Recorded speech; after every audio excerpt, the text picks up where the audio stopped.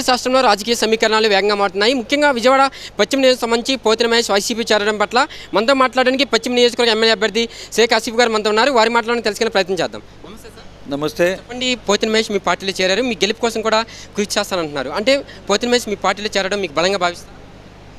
మా పార్టీలో ఎవరైనా రావచ్చు. పోతిన మహేష్ గారు రావడం చాలా మంచి శుభపరిణామం. ఆయన వచ్చి మా పార్టీలో నాకు సపోర్ట్ చేస్తానని చెప్పడం జరిగింది. ఆయన రావడం వల్ల పార్టీ ఇంకా బలోపేతమైంది. మా వైఎస్ఆర్ కాంగ్రెస్ పార్టీ శ్రేణులందరూ ఆనందంగా ఉన్నారు. ఏదైతే బీసీ వర్గాల వాళ్ళకి సముచిత స్థానం కల్పిస్తున్నారో జగన్మోహన్ రెడ్డి గారు, అందులో భాగంగానే అందరికీ ఎవరైతే ఉన్నారో వాళ్ళందరికీ పిలుపునివ్వడం జరుగుతుంది. వాళ్ళు జగన్మోహన్ రెడ్డి గారి ఆదరణ చూసి, జగన్మోహన్ రెడ్డి గారి పాలన చూసి వాళ్ళు మొగ్గు పొంది వాళ్ళు మా పార్టీలోకి వస్తున్నారు. తప్పకుండా ఇది ప్రజాపాలన, ప్రజా సంక్షేమ పాలన. ఇది పోతిన మహేష్ గారు రావడం వల్ల ఆయనకి మేము స్వాగతం ఇస్తున్నాం. తప్పకుండా ఆయన వైఎస్ఆర్ కాంగ్రెస్ పార్టీకి కట్టుబాటుగా ఉంటారు. వైఎస్ఆర్ కాంగ్రెస్ పార్టీ ఏదైతే ఆదేశాలు ఇచ్చిందో ఆ ఆదేశాలకు అనుగుణంగా పనిచేస్తారని చెప్పేసి నేను తెలియజేస్తున్నాను. విజయవాడ నగరంలో మొట్టమొదటి సీటు గెలిచేది పశ్చిమ నియోజకవర్గం షేక్ ఆసిఫ్ అంటూ అనేక సర్వేలు కూడా చెప్తున్నాయి. ప్రజల నుంచి వస్తున్న ఆదరణ ఏం చెప్తారు?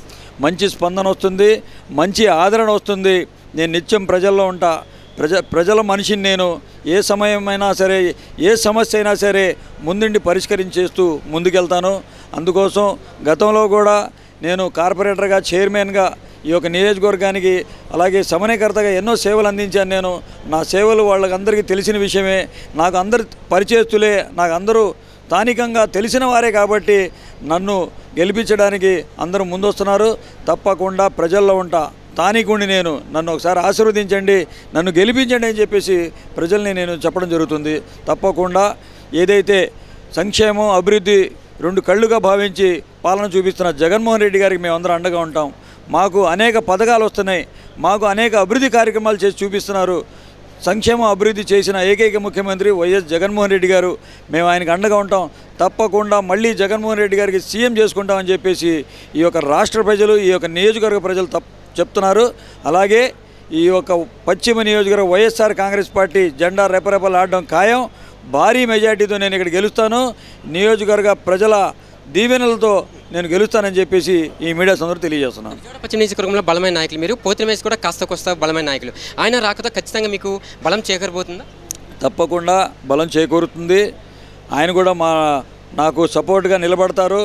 ఏదైతే పార్టీ ఆదేశాలు వచ్చిందో ఆ ఆదేశాలకు అనుగుణంగా నాతో పాటు పయనం చేస్తారని నా విజయానికి అని చెప్పి నేను తెలియజేస్తున్నాను. రంజాన్ సందర్భంగా మీ వద్దకు చాలామంది భారీ ప్రజలు, అంటే ఇక్కడ ఉండే ప్రజలందరూ కూడా మీకు శుభాకాంక్షలు తెలియజేస్తున్నారు. కాబోయే ఎమ్మెల్యే షేక్ ఆసిఫ్ అంటూ ఇంతమంది ప్రజల ఆదరణ అంటే ఏం చెప్తారు? దేవుడి దయ, జగన్మోహన్ రెడ్డి గారి పథకాలు, జగన్మోహన్ రెడ్డి గారి ఫోటో పెట్టుకొని మేము ముందుకెళ్తున్నాం. ఆ ఆదరణే మాకు శ్రీరామ రక్షగా నిలబడుతుంది. తప్పకుండా నేను ఈ యొక్క పశ్చిమ నియోజకవర్గ సీటుని గెలిచి జగనన్న కానుకగా ఇస్తానని చెప్పేసి తెలియజేస్తున్నాను. మభ్యపెట్టేందుకు వాలంటీర్ వ్యవస్థ పైన అంటే 10,000 జీతం పెంచుతా అంటున్నారు, ఏం చెప్తారు? గతంలో కూడా చంద్రబాబు నాయుడు ఇంకా అనేక మాటలు చెప్పడం జరిగింది. డ్వాక్రా మహిళలకు కూడా మోసం చేశాడు ఆయన. పసుపు కుంకుమ అన్నాడు, సెల్ ఫోన్లు అన్నాడు, అలాగే బ్యాంకులో పెట్టిన బంగారాన్ని ఇచ్చేస్తా అన్నాడు. చంద్రబాబు నాయుడు మాటలు, పవన్ కళ్యాణ్ మాటలు, అలాగే బీజేపీ చేస్తున్న అరాచక పాలన, ఏదైతే నల్ల చట్టాలు తీసుకొచ్చి ముస్లిం మైనార్టీల మీద కావాలని చెప్పేసి నల్ల చట్టాలు తీసుకొచ్చేసి ముస్లింకి భయభ్రాంతులు చేసే విధంగా కులమతాలకే భంగం కలిగించేటట్టుగా చేస్తున్న ఈ బీజేపీకి సమరగీతం పాడే రోజులు దగ్గరలోనే ఉన్నాయి. తప్పకుండా ఏదైతే వైఎస్ రాజశేఖర రెడ్డి గారు మాకు 4% రిజర్వేషన్ ఇచ్చారో ఆ రిజర్వేషన్ని కాపాడుకుంటాం. నల్ల చట్టాలను ఎవరైతే తీసుకొని మా ముందుకు వస్తారో మతోన్మాదులు వాళ్ళకి తిప్పి కొట్టే రోజులు దగ్గరలోనే ఉందని చెప్పేసి మీడియా సందర్భంగా తెలియజేస్తున్నాను. ఆదరణ చూసి సుజనా చౌదరి గారికి అంటే భయం పట్టుకుందంటారా? ఆయన ఎక్కడ పర్యటించినా కూడా నిరసన వ్యక్తమవుతుంది, మాకు కావాలి షేక్ ఆసిఫ్ గారికి కావాలంటూ. అంటే ఆయన ఎంత డబ్బులు ఖర్చు పెట్టినా ఇంకా ఉపయోగం లేదంటారా మీ యొక్క బలంతో? ఇది దేవుడి దయ వల్ల జగన్మోహన్ రెడ్డి గారు ఇచ్చిన నాకు బలం ఇది. జగన్మోహన్ రెడ్డి గారు ఇచ్చిన నాకు బలం ఇది. ఆ బలంతో నేను ముందుకెళ్తున్నాను, ప్రజల్లోకి వెళ్తున్నాను. ప్రజలు నన్ను బ్రహ్మరథం పడుతున్నారు. ఆయన స్థానికుడు కాదు. ఆయన చరిత్ర తెలుసుకోవాలంటే ఎవరికి అడగనవసరం లేదు. యూట్యూబ్లో ఒక బటన్ నొక్కితే చాలు ఆయన చరిత్ర తెలిసిపోద్ది. అలాగే నా చరిత్ర కూడా చూసుకోమని చెప్పండి.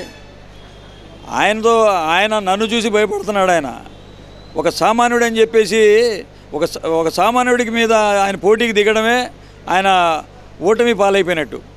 ఈరోజు ఈరోజు ఒకటే చెప్తున్నాను, నేను భారీ మెజార్టీతో ఇక్కడ గెలుస్తాను.